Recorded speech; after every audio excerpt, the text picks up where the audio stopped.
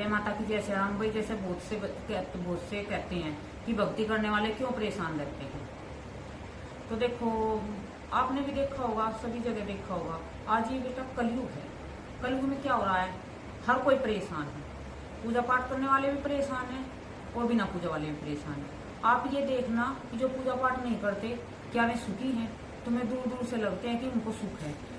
किसी को काहे का दुख है, किसी को काहे का दुख है। इस कली काल में कोई भी सुखी नहीं है। जैसे कि अब ये देखो, पीछे से कोरोना आया था तो उसमें क्या हुआ, बहुत सी कितने की जान गई है। तो किसी को मुक्ति नहीं मिली है क्योंकि किसी की क्रिया अच्छे से नहीं हुई। कोई ब्राह्मण नहीं बैठे हैं, कोई उनके पिंडदान कुछ भी नहीं हुआ, उनका कुछ भी नहीं हुआ, उनकी क्रिया हुई नहीं है उनकी, ना कोई तेरामी हुई है ना कुछ हुआ। तो वे ऐसे ही भटक रहे हैं कलिकाल में, ऐसे ही। और आज कलिकाल में क्या हो रहा है कि बहुत से हैं जवान के जवान, कोई फांसी खाकर मर रहा है, कोई जहर खाकर मर रहा है, कोई जल के मर रहा है।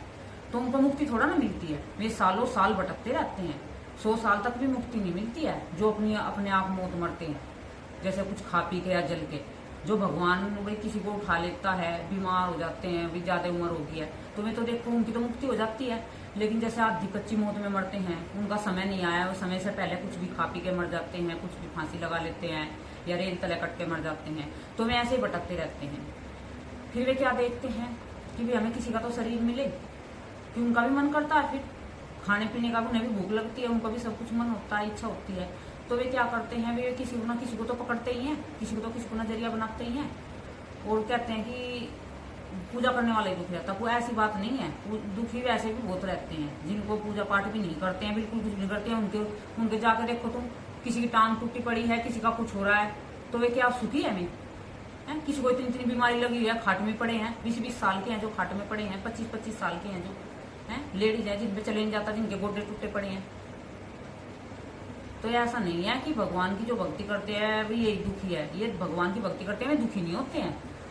उन्हें तो भगवान क्या करता है, जो उनके दुख होते हैं, जो पिछले जन्म के दुख होते हैं, वे आगे आ जाते हैं। क्योंकि पीछे पता नहीं होता हमने क्या किया क्या नहीं किया, और आने वाला दुख है वो उन्हें पहले ही दे देते हैं ताकि उनके बच्चे आगे चल के परेशान ना हो। हमारी मौत लिखी रहती है तो वे एक्सीडेंट में उतार देते हैं।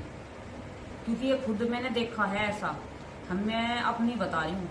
मेरे को है ना टीवी हुई थी, तो मेरे को इतनी मोटी मोटी गांठें हो गई थी कि ऐसा लगता था जैसे कैंसर है।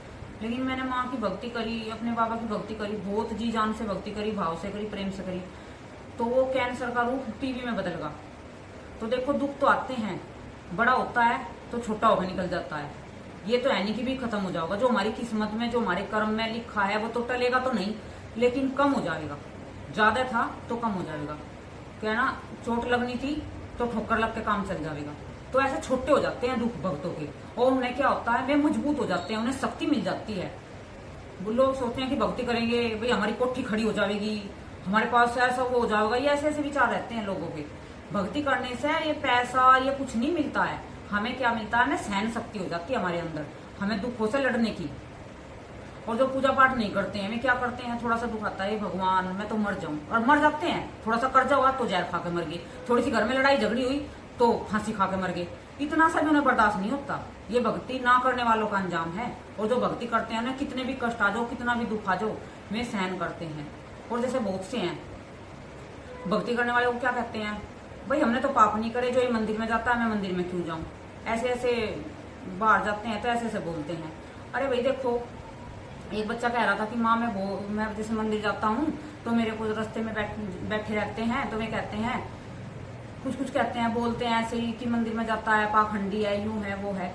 अरे बेटा देखो, गाड़ी चलती है, गाड़ी के पीछे कुत्ता तो भौंकेगा ही, ठीक है। तो गाड़ी वाला उतर के कुत्ते को थोड़ा ना मारने आएगा, भोगने आएगा उसको। गाड़ी तो चलती रहेगी, कुत्ता भोगता रहेगा। तो तुम्हें क्या करना है, तुम अपने मंदिर में जा रहे हो तो मंदिर में जाओ, उनको मत देखो। बेटा आवारा कुत्ते तो गली में रहते हैं ना, तुम्हें तो भौंकेंगे ही, उन पे परवाह मत करो। तुम अपनी पूजा पाठ जो भी कर रहे हो उस पर ध्यान दो, इन दुनिया वालों पे ध्यान मत दो, इन्हें एक साइड दे दो, ठीक है। इन्हें कुत्ता समझ कर छोड़ दो, गली के कुत्ते हैं, आवारा हैं, भौंकेंगे, ठीक है। तो इन पे ध्यान नहीं देना है और अपनी भक्ति करनी है। भाई जिस पे कुछ हो नहीं सकता अच्छा, तो अच्छा करने वाले को तो देख नहीं सकता, खुद तो करता नहीं है तो दूसरों को देख के जलता है। तो ऐसा है इनका काम। तो तुम इन पे गौर मत करो बेटा, और अपना ध्यान दो। ये वीडियो तुम्हारे काम की है, तुम सुनना इसे। जो तुम्हारे पूजा पाठ में जो भी तुम्हें भी गंड डालते हैं, तो तो उन्हें तुम्हें बिल्कुल इग्नोर मारना है और अपनी पूजा पाठ करते रहना है। लोग क्या कहते हैं, पूजा पाठ करते हैं, अरे इतनी पूजा पाठ करे फिर भी बीमार रहता है, अरे इतना कुछ करे उसके घर में ये हो गया, अरे अपना नहीं देख सकता दुनिया का देखता है, ऐसे ऐसे करते हैं क्योंकि उन्हें कुछ काम नहीं है। तो वे इसी निगाह में बैठे रहते कि क्या कहें, क्योंकि उनके पास काम तो है नहीं, फ्री पड़े हुए हैं, तो इधर उधर की अपने मुंह मारते फिर जाते हैं। ये घटिया आदमी होते हैं ना, इनका यही काम होता है। तो इन पे इनको तुम इग्नोर करो और अपनी भक्ति पे ध्यान दो, पूजा पाठ पे ध्यान दो। देखो दुख तो सभी को आते हैं, ये कलयुग है, जो कर्मों का दुख है वो उससे कोई नहीं बचेगा, या भगत हो, भगवान नहीं बचे खुद धरती पे आके।